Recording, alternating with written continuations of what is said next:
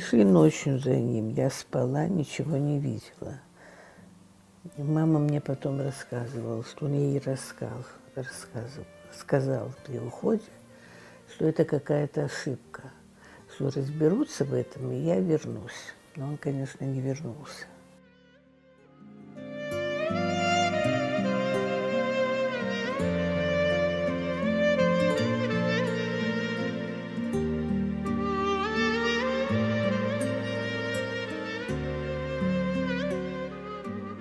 Мама была далека от политики.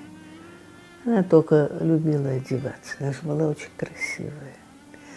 Она одежду свою заказывала у известной француженки, портнихи. Она ожидала, что с ней тоже такое что-то может произойти, поэтому однажды после допроса она пришла домой, взяла меня, кое-какие вещи и отвела меня к тете.